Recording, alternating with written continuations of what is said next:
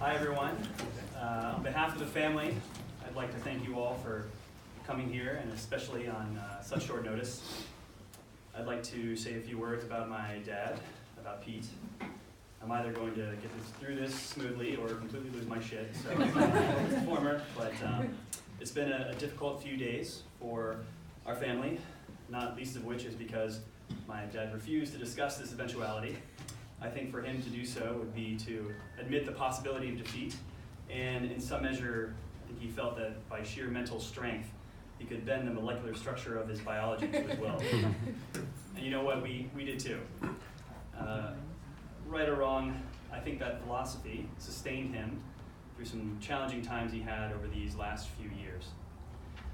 You all cannot know how much we appreciate your love and your support, and I promise you, especially for those here today, that even if we haven't responded to your email or to your call, it's because we don't have the words to express how thankful we are for all that you've done and all the ways you supported us. We tried to keep this event pretty low-key, which was also very much in my dad's style. Don't worry about me, he always said whenever I asked him about his health or his business challenges. What's going on with you? That really is, I think, the essence of who he was, a modern-day stoic who cared fiercely for his friends and his family and always wanted to know more, to help more.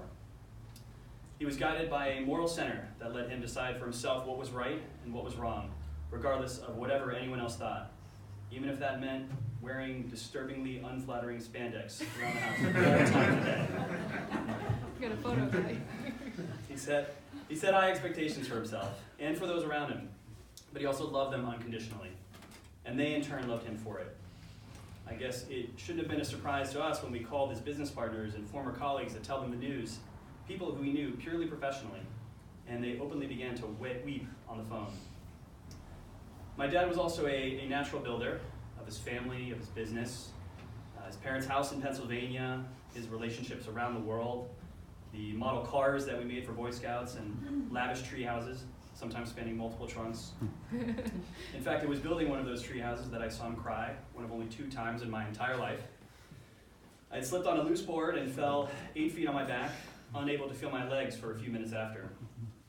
The uncontrollable fear in his eyes and his tears as I described the numbness of my legs was more concerning to me in that moment than even the thought of paralysis for the rest of my life. And if you're wondering, the second time was in the hospital years ago when he was on enough morphine and fentanyl to kill any normal-sized human being, so I'm not sure if that really counts. He had his flaws, to be sure.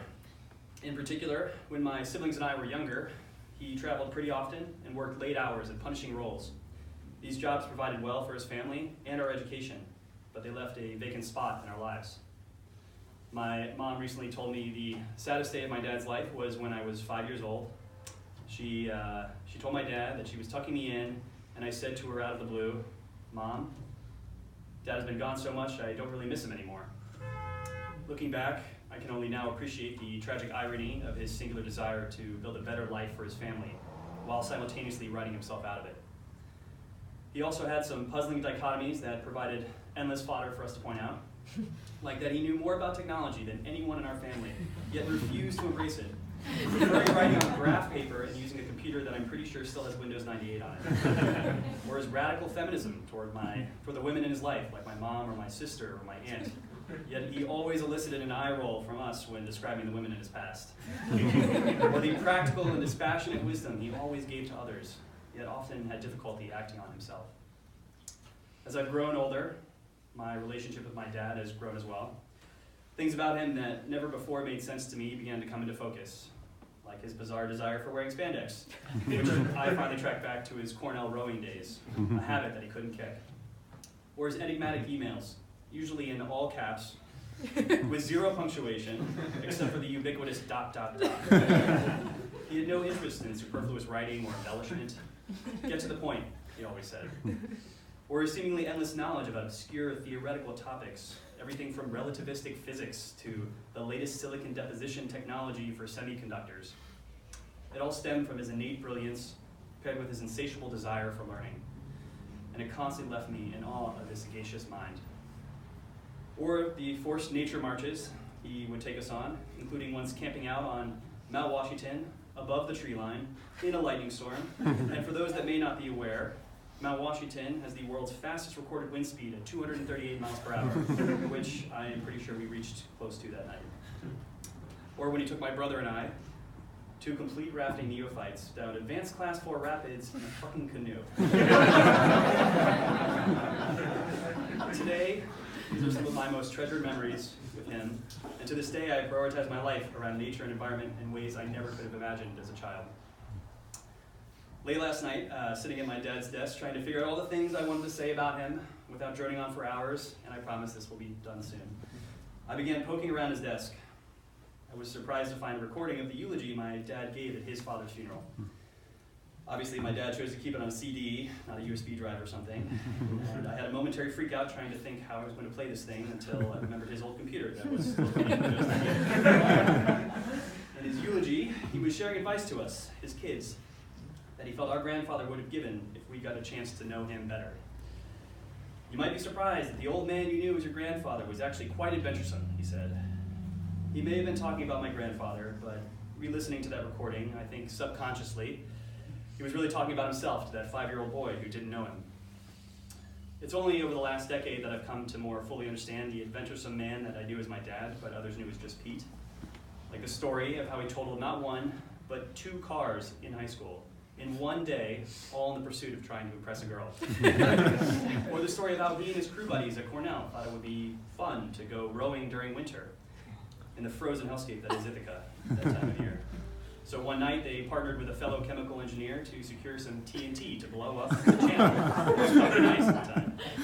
They accidentally used about 10 times more than they needed, shattering and rattling windows for miles around, which in turn led to his FBI interview, and he claims the law that made it illegal to use TNT in the state of New York. Or the now infamous story in Brink family lore where he managed to shoot his pointer finger off while hunting with my grandfather, and was carried 5 miles and 3 feet of snow back to the car.